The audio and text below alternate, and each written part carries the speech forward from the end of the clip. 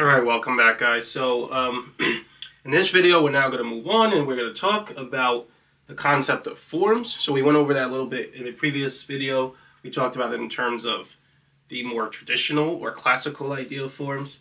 Now we're going to talk about, I guess, a more modern form, but really we're going to talk about it in terms of the subconscious mind, right? Which is going to be heavily based on the reflection principle. Now, like I said, the explanation is going to be very abstract and it might be a little tough to understand. So I'm going to talk about it really in using just one type of example in this video. And then in the next video we're going to talk about it again, talk about more examples.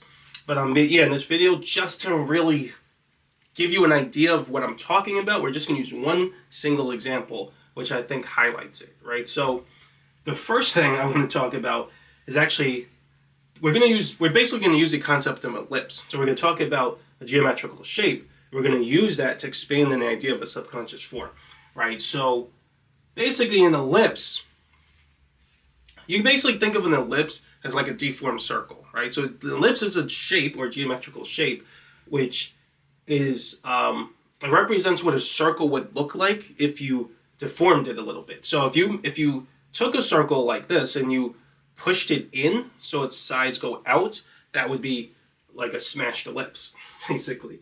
And so now, a term that's used to basically describe how much an ellipse looks like a circle, or how less deformed it is, or how, I don't know what the word is, but if you were to measure how much it isn't deformed from the shape of a circle, you would use the term eccentricity.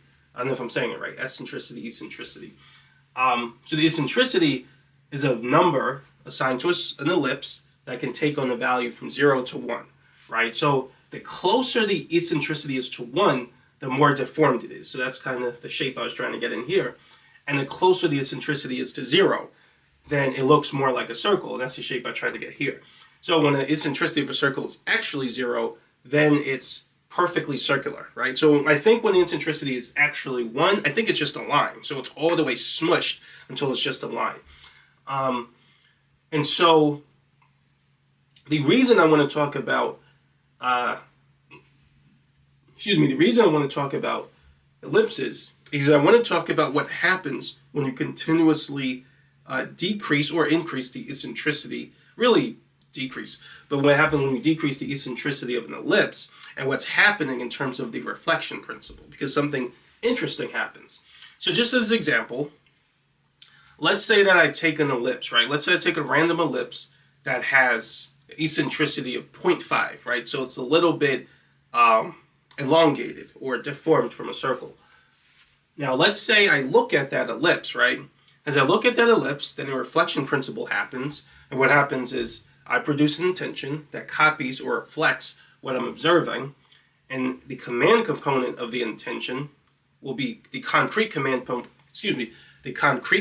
component of the intention I produce will quantize my subconscious and alter my perception to perceive or imagine an ellipse in my mind that looks exactly like the one I'm physically observing, right? So now let's say that I now change the eccentricity of the ellipse from 0.5 to 0.4, right? So now the ellipse I'm observing looks a little more like a circle.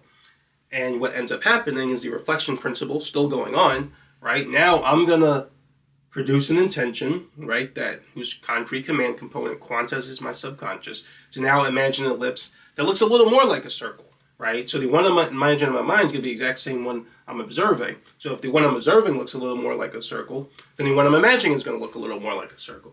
Same thing. So now what happens if I continuously keep adjusting the ellipse to have an eccentricity that's closer and closer and closer to 0? Then the one I imagine in my mind through the reflection principle is also going to start to look closer and closer. It's going to look like an ellipse in my mind is going to look like an ellipse closer and closer and closer to 0.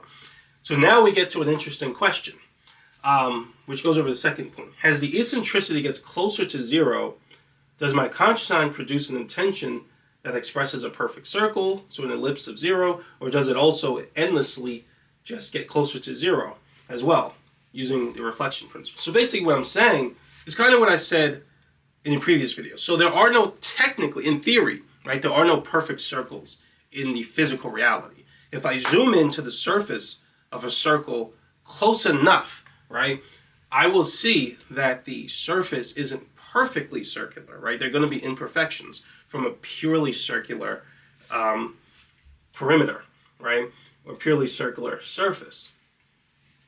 Now, so if I'm never actually truly seeing a perfect circle in the physical world, is it possible for me to sort of imagine a perfect circle, right? Is it the case that as a ellipse gets closer and closer and closer to looking like a perfect circle, is there some point at which it's so close that my intention from the reflection principle will actually produce a concrete command component that expresses a perfect circle in my mind, even if the one I'm observing isn't, but is really a close approximation? So that's an important question when it comes to the idea of the subconscious mind and the idea of subconscious forms.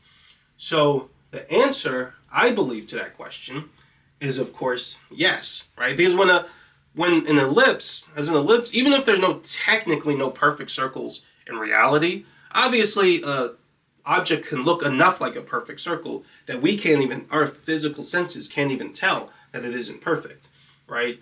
So the answer is that when an ellipse gets close enough, eventually in the reflection principle, we're going to see it and it looks so much like a circle, I'm just going to produce an intention whose concrete command component expresses a perfect circle, right? And I'll even do that even if what I'm observing technically isn't one. So that is a very important process, because it shows us that if the ellipse looks close enough to a circle, eventually I stop producing intention that expresses what I'm observing and expresses a perfect circle, regardless of how, if what I'm observing isn't a perfect circle. So it deviated a little bit from what I was observing. And that's a process.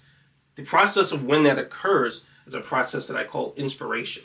So the ellipse looked enough like a perfect circle that inspired me to produce an intention that expressed a perfect circle.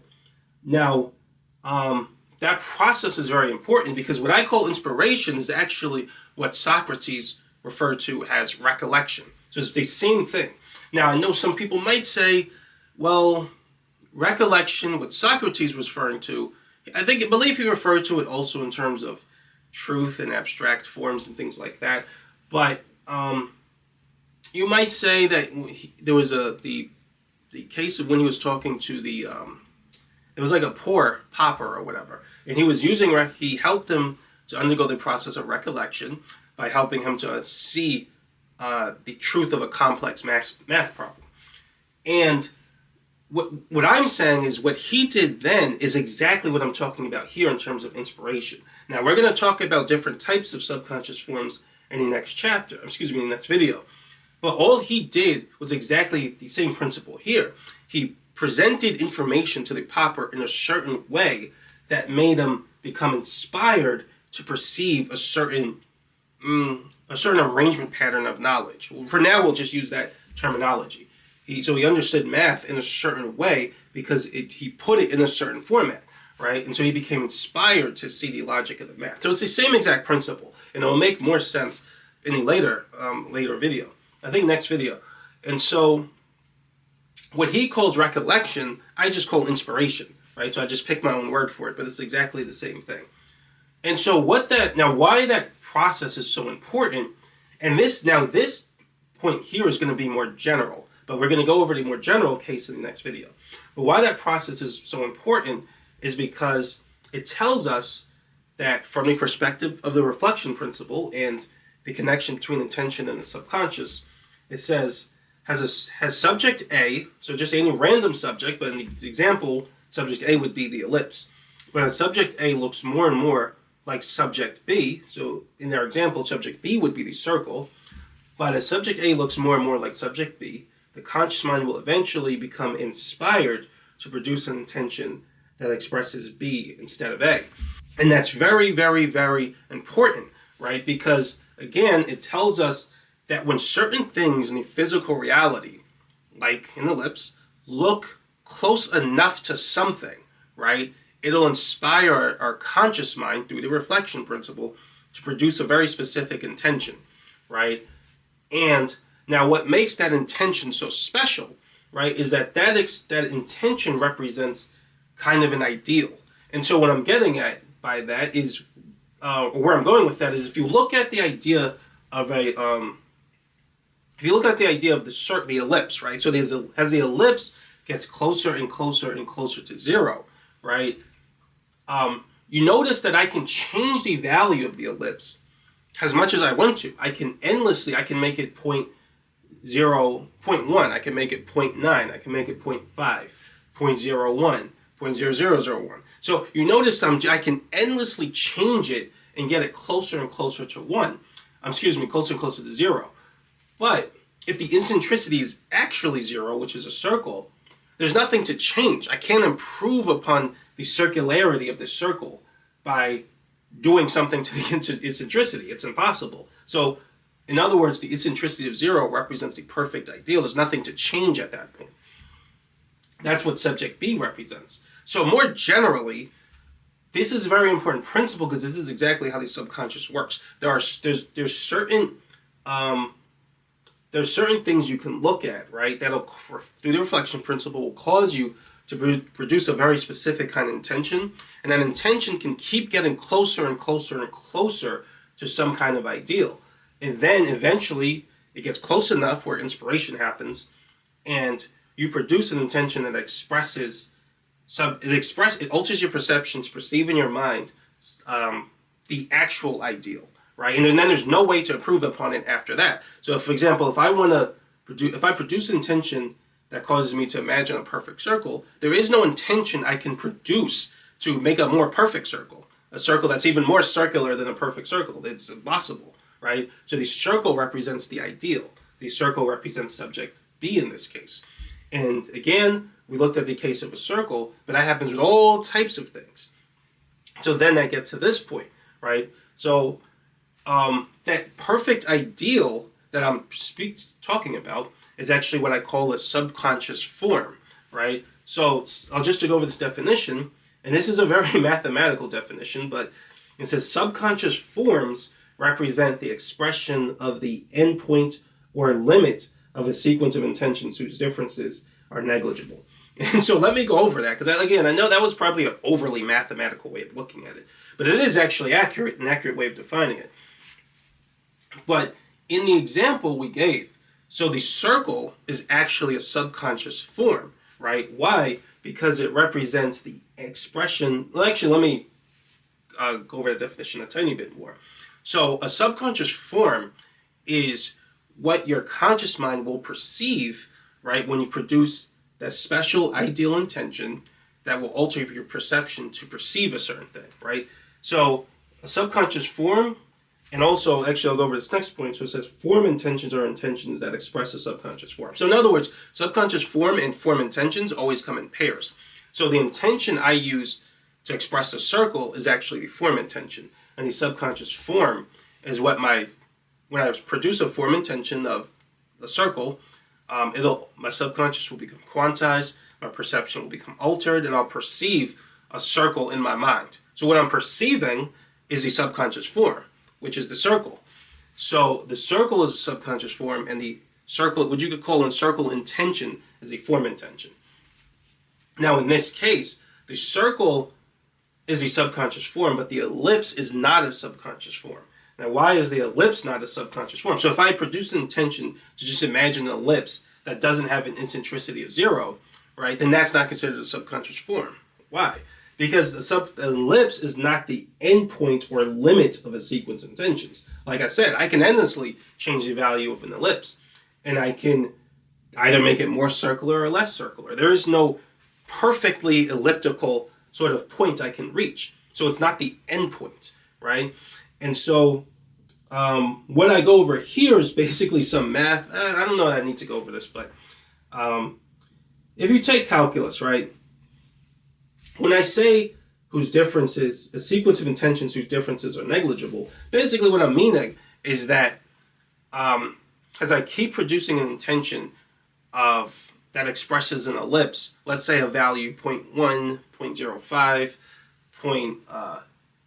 excuse me, did I say that right? Yeah, 0.1, 0.05, 0.04, 0.001. As I keep imagining producing intention that expresses ellipses like that in my mind, the differences that, to my mind, are going to be virtually negligible. I barely will be able to tell the difference anymore, right? So in calculus, this is a very simple equation. So if you say 5 minus x, when taking the limit of x approaching 5, all that means is that if you make x really, really, really, really, really close to 5, right, and then take the difference between them, then the difference is going to be some super tiny number.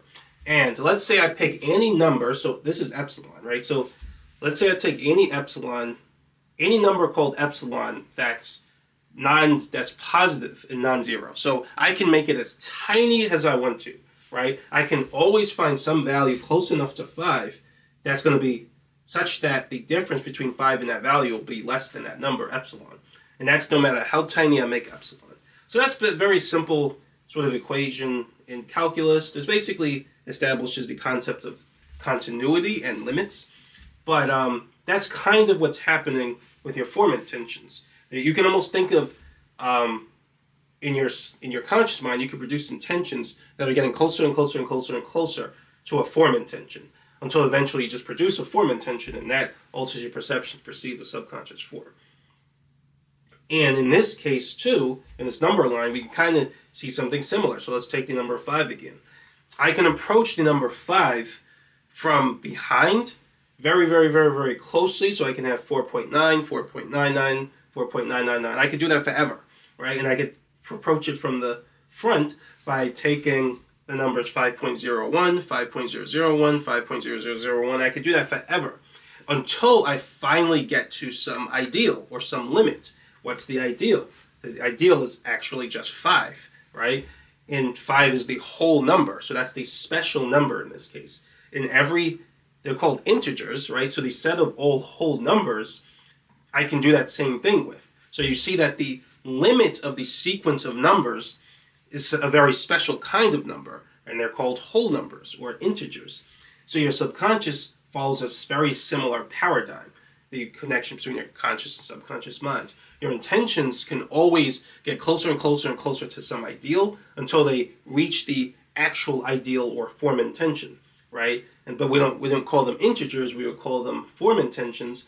And what we perceive when we produce a form intention are called subconscious forms. So those are very important. That's basically the whole language of the subconscious mind, our subconscious forms and form intentions. These last 2 points I'm going to talk more about in the next video. What I just say here is that subconscious forms can be abstract or concrete, and real-world objects or relationships can approximate subconscious forms. But I'll talk more about that in the next video because we're going to get more general. In this video, I just wanted to basically establish that basic concept, right? That your intentions can actually have sequences very similar to sequences of numbers, right? In the same way, you can get closer to 5 endlessly by going from 4.9, 4.99, 4.999 until you eventually reach the integer that is 5. And you can do that with every integer. Your subconscious has the same thing. Intentions can get closer and closer and closer to some ideal, or what I call a form intention. And then they alter your perception to perceive an ideal or perfect subconscious form. And that's exactly the same concept of a form that Socrates was talking about. But again, we just put it more in subconscious terms. So I think hopefully, right, the idea of establishing this or expressing this with a relationship between an ellipse and a circle was a little more clear, or helped you to understand it. In the next video, we're now going to expand upon this and talk about it in more general terms, right? So not just with geometric shapes, but just in terms of things you observe and abstract concepts, which has to do with relationships, right? So again, it might have been a lot, but the information, I pretty much say the same thing on the website, or if you want to get the book, you'll see it there.